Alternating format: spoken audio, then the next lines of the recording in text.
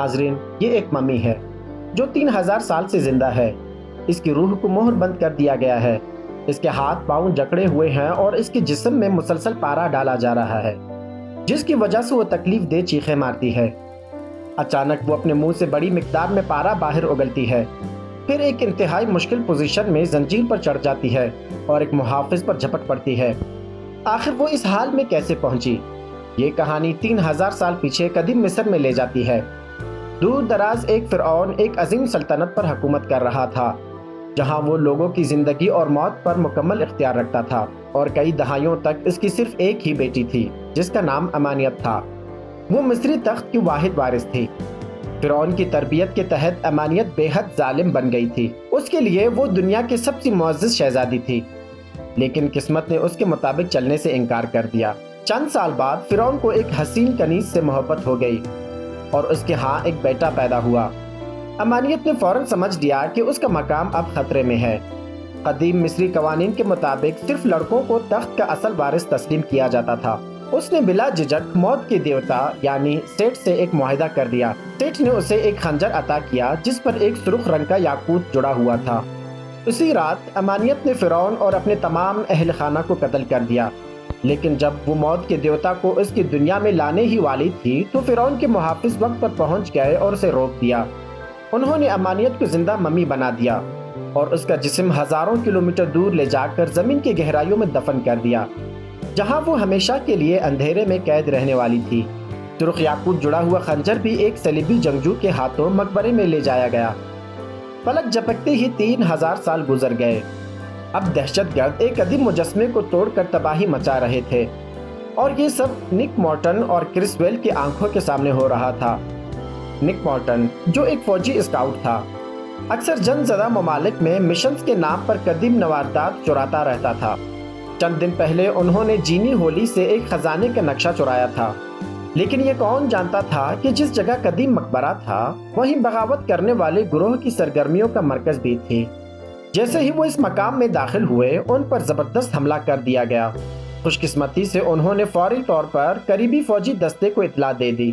دھماکے کے اثر سے جس عمارت میں وہ تھے وہ منہدم ہو گئی اور وہ سیدھا زمین میں جا گرے۔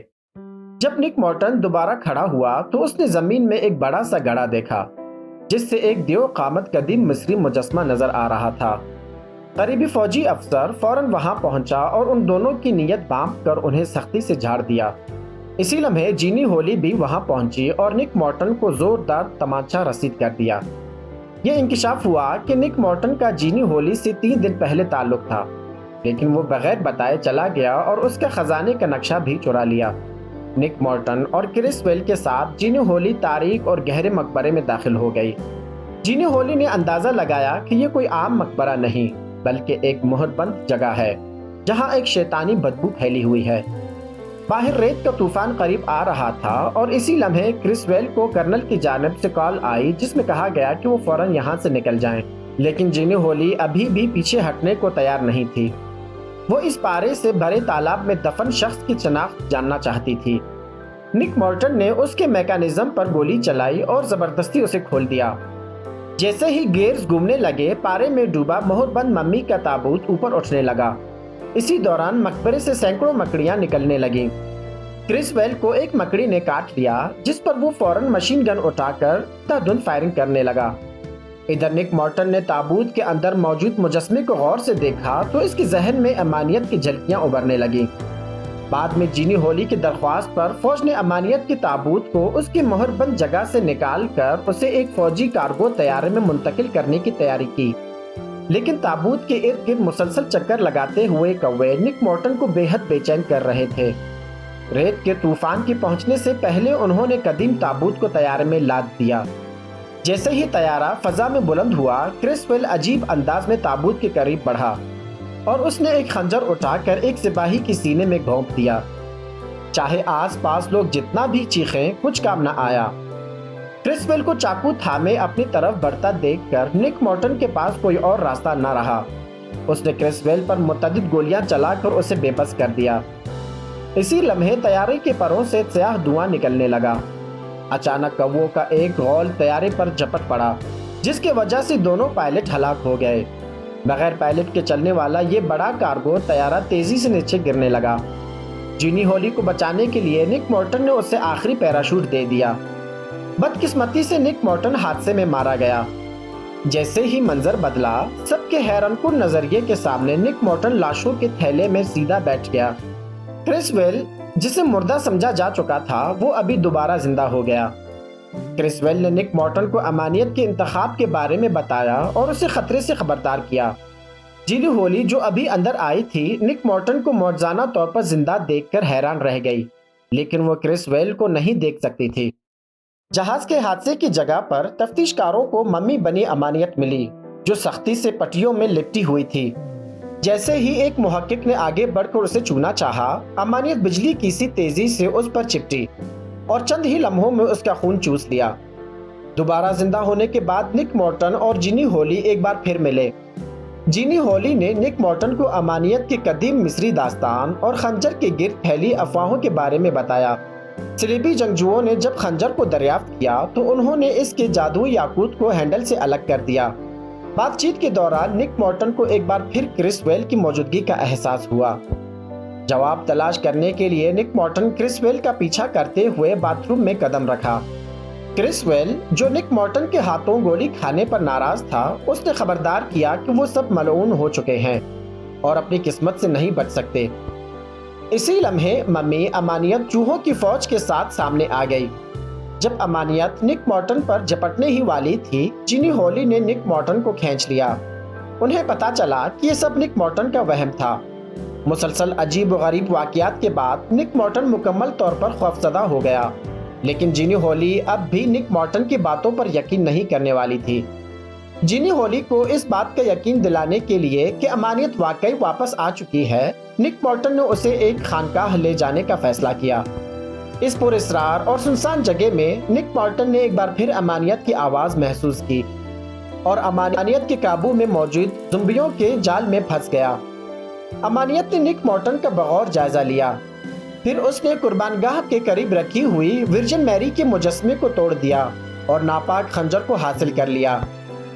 لیکن جیسے ہی وہ موت کے دیوتا کو بلانے لگی، اسے احساس ہوا کہ خنجر میں جوڑا ہوا یاقوت غائب ہے۔ عین اسی لمحے جینی ہالی نے اتفاقاً دروازہ کھول دیا۔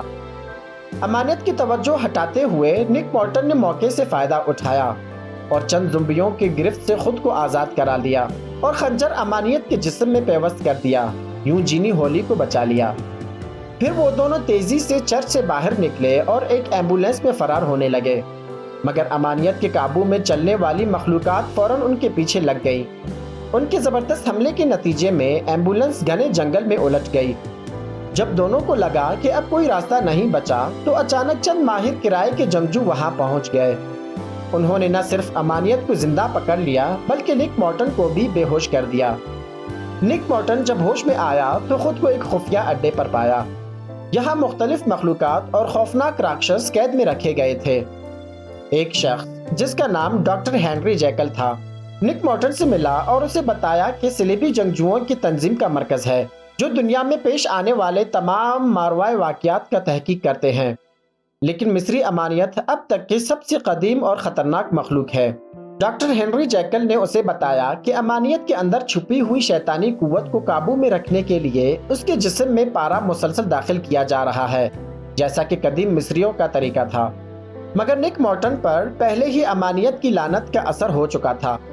اس کے اندر موت کی دیوتا سیٹ کی روح چھپی ہوئی تھی۔ اسی دوران ایک دوسری تحقیقاتی ٹیم نے ایک قدیم مقبرہ دریافت کیا۔ جب انہوں نے تابوت کھولا تو خنجر کا جوڑا ہوا یاقوت ظاہر ہو گیا۔ یاقوت کو دیکھ کر امانیت کے چہرے پر ایک شیطانی مسکراہٹ پھیل گئی۔ اس نے ایک انتہائی ننھا مکڑا بلایا جو ایک محقق کے کان میں داخل ہو گیا۔ امانیت کے کنٹرول میں اس محقق نے نہ صرف پارے کی منتقلی کا عمل روک دیا بلکہ کلہاڑی سے برقی نظام کو بھی تباہ کر دیا۔ بجلی کے بندش کے نتیجے میں وہ کمرہ جس میں امانیت کو قید کیا گیا تھا کھل گیا۔ امانیت نے فوراً اپنے جسم پر قابو پا لیا اور لیبارٹری سے فرار ہو گئی۔ اسی وقت اس نے انتشار کی دیوتا کی قوت کو طلب کیا اور اچانک پوری لیبارٹری میں جادوئی توانائی کی شدید لہر پھیل گئی۔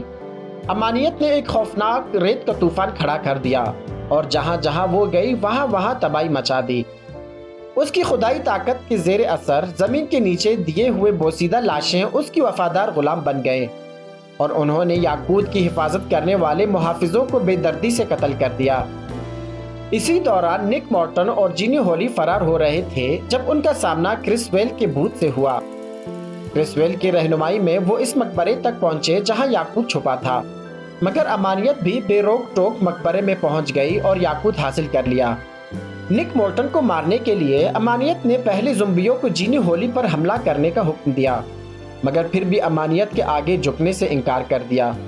جب امانیت لمحہ بھر کے لیے غافل ہوئی، نک مورٹن نے خفیہ طور پر خنجر حاصل کر لیا۔ ابتدا میں اس کا دروازہ یاقوت کو توڑ کر اپنے اوپر سے لعنت ختم کرنے کا تھا، مگر جینی ہولی کی لاش کو دیکھ کر اس نے ایک نیا فیصلہ کیا۔